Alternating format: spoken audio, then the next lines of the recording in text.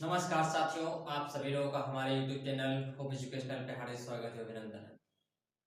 साथियों, हमने इसके पिछले वाले लेक्चर में पाचन तंत्र की कुछ चीजें, कुछ टॉपिक हमने पढ़ रखा था। हमने क्या किया था, पाचन तंत्र पढ़ा था। पाचन तंत्र की को दो भागों में विभाजित किया था, एक आहार नाल, एक जो पाचन ग्रंथियां में। तो आहार नाल के अंतर्गत मुख गुहा, ग्रास नली, आमाशय, छोटी आंत, बड़ी आंत और गुदा द्वार इत्यादि आए थे। तो आज हम क्या करेंगे, आहार नाल का जो सबसे पहला भाग है मुख गुहा।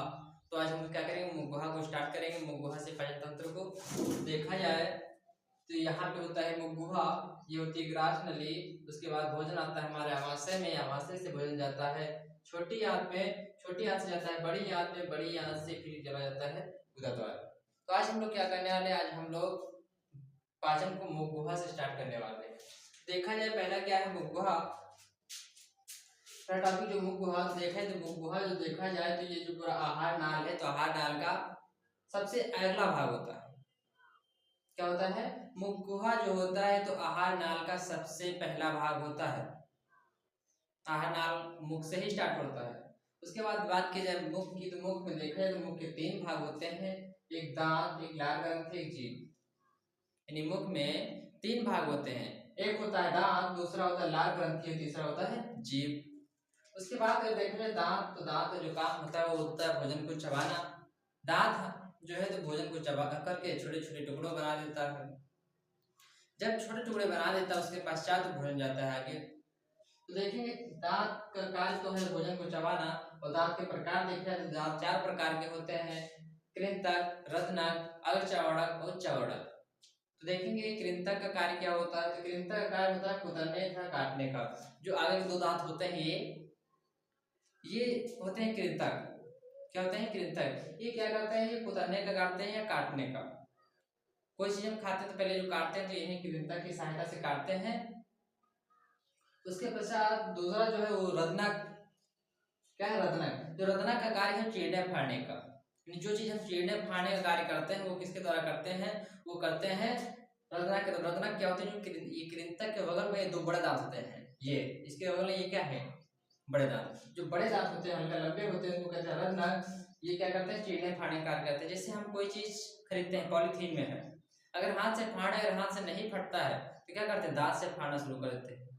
जब दांत से फाड़ते हैं तो वो दांत जो है वो है रत्नक, जो फाड़ने का कार्य करता है। कृंतक की बात की जाए तो दो होते हैं, दो जबड़े होते हैं, एक जबड़ा नीचे होता है, एक होता है ऊपर। तो नीचे वाले में दो कृंतक होते हैं और ऊपर वाले में दो होते हैं। ये टोटल मिलाकर देखा है तो चार कृंतक होते हैं। और रत्नक की बात की जाए तो दो रत्नक नीचे वाले जबड़े में होते हैं और दो रत्नक जो है ऊपर वाले जबड़े में होते हैं। तो दोनों को मिला दिया तो चार होते हैं। रत्नक की संख्या चार होती है, दो नीचे और दो ऊपर। और अर्धचौड़क की बात किया तो ये क्या करते हैं, भोजन को चबाने में सहायता करते हैं। हमने भोजन दांतों से काट लिया, यानी कृतक से काटा, उसके पश्चात कहाँ गया, भोजन के अंदर। अंदर जो क्या है वहां पे क्या होते हैं, जो अर्धचौड़क होते हैं उसको चबाने का कार्य करते हैं। वो क्या करते हैं, चबा करके भोजन को छोटे आकार बनाते हैं। इनकी संख्या बात की जाए तो चार होते हैं। नीचे दो इधर होंगे, दो इधर, चार हो गए, और चार ऊपर होते हैं। यानी तो कुल मिलाकर देखा है जिसमें आठ होते हैं। अगर चौड़क की संख्या होती है आठ, चार नीचे जबड़े में और चार ऊपर जबड़े में होती है। और चौड़क की बात की तो चौड़क भी चबाने में सहायता करता है। इसके बाद किया तो तीन इधर होते हैं और तीन इधर होते हैं, तीन इधर मिला के तो छह हो गए। यानी देखा तो छह दांत जो होते हैं चौड़क के नीचे होते हैं और छह ऊपर वाले जबड़े में होते हैं। तो टोटल देख लिए। अब हमने क्या किया, दांत के प्रकार देख लिए। अब क्या है, अगला जो है हमारा, जब चबा लेंगे उसके पश्चात क्या करेगा, लार ग्रंथि। लार ग्रंथि क्या करेगी, लार निकालेगी। जब लार निकालेगी उससे क्या करेगी, जो हमने भोजन चबाया उसको गीला बना देगी, चिपचिपा बना देगी। चलिए लार को देख के बारे में हम लोगों ने जान लिया। अब क्या करेंगे, अब जानेंगे हम लार ग्रंथि के बारे में। इसके बारे में, लार ग्रंथि के बारे में। तो लार ग्रंथि की बात किया है तो डेली एक मनुष्य जो है 1.5 लीटर लार ग्रंथि को निकालता है। 1.5 लीटर लार डेली श्रावण करता है इंसान। तो लार ग्रंथि में होता क्या है, लार का श्रावण होता है। लार का श्रावण का मतलब ये हुआ कि लार निकलती है।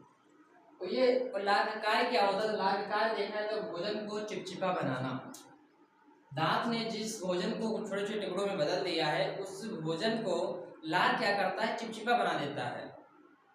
क्या करता है? चिपचिपा बना देता है। उसके बाद की बात की जाए तो लार में 3 जोड़ी एंजाइम पाई जाती हैं। 3 जोड़ी एंजाइम वो कौन कौन सी हैं? एक लाइसोजाइम, दूसरा है एमाइलेज, तीसरा है म्यूकस। तो एमाइलेज की बात करें तो एमाइलेज क्या कार्य करता है? तो जो एमाइलेज है तो क्या करता है? जीवाणुनाशी कार्य करता है। जैसे मान लो हम लोग पढ़ने जा रहे थे, हम लोग पढ़ रहे थे, मान लो पढ़ रहे थे और मम्मी ने क्या किया? खाना परोसकर हमारे लिए रख दिया। कुछ देर खाना रखा रहा तो क्या होगा? उसमें हमारे आसपास में जो बैक्टीरिया होंगी वो सब उसमें प्रवेश कर जाएंगे। तो जो भोजन में बैक्टीरिया प्रवेश कर जाएंगे तो भोजन अशुद्ध हो जाएगा। तो जब हम लोग भोजन करते हैं तो क्या होता है? उसमें जो एंजाइम निकलती है लाइसोजाइम, तो क्या करती है? उस बैक्टीरिया को ये नष्ट करने का कार्य करता है। नहीं, जो हमारे भोजन में हमारे लिए हानिकारक जीवाणु या बैक्टीरिया प्रवेश कर गए होंगे उनको ये नष्ट करेगा। लाइसोजाइम तो नष्ट करती है। उसके बाद बचा कौन? एमाइलेज। एमाइलेज का दूसरा नाम है टाइलिन। क्या नाम है? टाइलिन। तो एमाइलेज और म्यूकस क्या करते हैं? दोनों मिल करके स्टार्च का पाचन करते हैं। स्टार्च मतलब कार्बोहाइड्रेट। तो क्या करते हैं? ये दोनों स्टार्च या कार्बोहाइड्रेट का पाचन करेंगे। जब कार्बोहाइड्रेट का पाचन कर देंगे तब बनेगा माल्टोज। क्या बनेगा? माल्टोज। जब मंड का पाचन हो जाता है तो बनता है माल्टोज। माल्टोज की बात की जाए तो माल्टोज एक मीठा पदार्थ होता है। क्या होता है? मीठा पदार्थ होता है और एक ऐसा होता है चिपचिपा पदार्थ होता है। मीठा होता है और चिपचिपा बन जाता है क्योंकि भोजन किए है, भोजन में दांत ने छोटे टुकड़ों में काट दिया, उसके बाद लार के निकली, लार में मिल गई तो क्या कर दिया? चिपचिपा कर दिया। उसके बाद की बात की जाए तो लार में 3 प्रकार की ग्रंथियां और लार ग्रंथि में 3 प्रकार की ग्रंथियां पाई जाती हैं। पहला है सबलिंगुअल ग्रंथि, दूसरा है सबमांडिबुलर ग्रंथि और तीसरा है पैरोटिक ग्रंथि। यानी लार ग्रंथियां में ये 3 प्रकार की ग्रंथियां पाई जाती हैं। उसके बाद बात किया जाए तो दांत हो गया हमारा, लार के बारे में पढ़ लिया। अगला आता है जीभ। तो जीभ का कार्य क्या होता है? तो जीभ का जो कार्य होता है तो देखेंगे जीभ से हम लोग क्या करते हैं? जीभ से हम लोग भोजन का स्वाद पता चलते हैं कि हमारा जो भोजन की है वो खट्टा है, मीठा है या तीखा है, कैसा है। तो ये किसी से पता करते हैं? ये सब जो पता किया जाता है ये सब पता किया जाता है जीभ से। और जीभ का दूसरा काम क्या है? जब हमारा दांत भोजन को चबा रहा होता है, क्या कर रहा होता है? जब हमारा दांत भोजन को चबा रहा होता है तब जो जीभ होती है तो भोजन को इधर उधर पलटने का कार्य करती है। जो चबा लिया क्या दूसरी तरफ कर दिया जाएगा, जो नहीं चबाया होगा भोजन उसको क्या करेगा? दांत के पास लाने का कार्य करेगा ये। और अगला काम है इस भोजन को निगलने में सहायता। जब भोजन को निगलते हैं तभी क्या करता है? जीभ जो है तो भोजन को निगलने में सहायता करता है। तो हम लोग क्या किया? पहला क्या था? मुख में पढ़ा। मुख आहार का जो भाग था, मुख के 3 भाग थे। कौन कौन से? दांत, लार ग्रंथि और जीभ। तो हमने इन तीनों के बारे में पढ़ लिया। अब क्या करेंगे? अभी इन दोनों से जब जीभ करके भोजन को निगलने में सहायता किया इसका मतलब क्या हुआ? आगे भेजने का कार्य करेगा। जब भोजन आगे भेजेगा तो कहाँ पहुंचेगा? क्रॉस नली में पहुंचेगा। कहाँ पहुंचेगा? क्रॉस नली में पहुंचेगा। और एक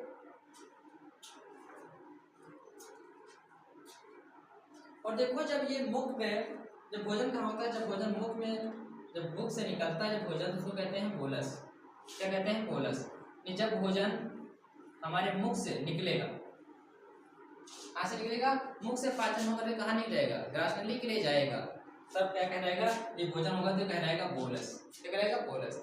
इतना हो गया। आप किसके बारे में पढ़ेंगे? आप पढ़ेंगे हम ग्रास नली के बारे में। हम लोगों ने क्या किया? मुख गुहा के जितने अंदर जितने भी भाग आते थे उन भागों के बारे में अच्छी तरह से पढ़ लिया।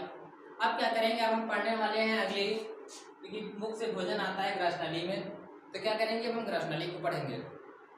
क्या करेंगे? ग्रास नली को पढ़ेंगे क्योंकि मुख के द्वारा बाहर भोजन कहाँ से आएगा? ग्रास नली का। यहाँ पे ग्रास नली क्या है? ग्रास नली, नली का मतलब क्या होता है? एक पाइप। क्या है? पाइप। तो बात की जाए जो ग्रास नली है तो एक प्रकार की पाइप है। क्या काम करती है? काम करती है भोजन को ले जाने का काम करती है। ग्रास मतलब क्या होता है? भोजन, नली मतलब पाइप, यानी भोजन को ले जाने वाली एक पाइप है। क्या कहते हैं? ग्रास नली। फिर इसकी बात की जाए तो ग्रास नली की, तो ग्रास नली उपास्थि का बना होता है।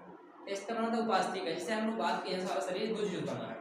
अस्थि और उपास्थि, हम जब पैर की बात करें या हाथ की बात करें तो ये किस चीज़ से बना है? ये बना है अस्थि से, क्योंकि ये मजबूत है। क्या है? मजबूत है। और जो उपास्थि होती है वो लचकदार होती है, मुलायम होती है। जैसे हाथ देखा है तो थोड़ा कठोर है, मोड़ने से मुड़ता नहीं है। अगर कान की बात किया तो कान को जिधर चाहे उधर मोड़ सकते हैं, जिधर मोड़ दिए करके छोड़ दिया, फिर उसी जगह पे आ गया, जितना मोड़ो तुरंत अपनी जगह पे आ जाएगी। तो जो चीज़ उपास्थि की बनी होती है वो मुलायम होती है और लचकदार होती है, और जो अस्थि की बनी होती है मजबूत होती है। जैसे पैर की हड्डी देख लीजिए या हाथ की हड्डी, ये किस चीज़ की बनी होती है? ये बनी होती है अस्थि की। जो कान हो गया वो किस चीज़ की बना है? उपास्थि। उसी प्रकार जो ग्रासनली है ये भी किस चीज़ की बनी होती है? ये उपास्थि की बनी होती है। उपास्थि कैसी होती है? लचकदार होती है, मुलायम। जैसे हमने कान को मोड़ करके देखा। और बात करें जो उपास्थि जो होती है तो कार्डियक प्रोटीन की बनी होती है। जो उपास्थि जो होती है तो किस चीज़ की बनी होती है? वो कार्डियक प्रोटीन की बनी होती है। और अगर बात किया जाए तो ग्रासनली में, तो ग्रासनली में कोई भी एंजाइम नहीं पाई जाती है। ग्रासनली में किसी भी प्रकार की कोई भी एंजाइम नहीं पाई जाती है। एंजाइम का कार्य होता है भोजन को पचाना। जब हमारे ग्रासनली में कोई एंजाइम ही नहीं पाई जा रही तो उसमें भोजन का पाचन भी नहीं होता है, उसमें भोजन का पाचन नहीं होता है। तो बात किया ये करता क्या? तो इसका कार्य है केवल भोजन को लाना। अगली बात किया जाए इसकी लंबाई। जो ग्रासनली होती है, ग्रासनली की जो लंबाई होती है 25 सेंटीमीटर लंबी होती है। ग्रासनली 25 सेंटीमीटर लंबी होती है। और अगर बात किया जाए, अगर इस नली को चिकना बना दिया जाए, कैसा चिकना बना दिया जाए, तो भोजन जैसे मुंह से छोड़ा जाएगा तुरंत धाम से आकर के हमारे में गिर जाएगा।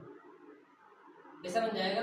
अगर मुख से भोजन को अंदर डाला जाएगा तुरंत धाम से आएगा और हमारे में गिरेगा, जिससे क्या होगा? हमारे को क्षति होगी। क्या होगी? क्षति होगी। इसलिए क्या किया प्राकृतिक ने? इसको ऐसा बनाया है कि अपने आप भोजन इसमें आकर के नहीं गिरेगा। कैसे? भोजन अपने आप इसमें नहीं आएगा। तो इसके लिए प्राकृतिक ने बनाया है गति। तो क्या है? कर्मानुकंचन गति। तो क्या होती है?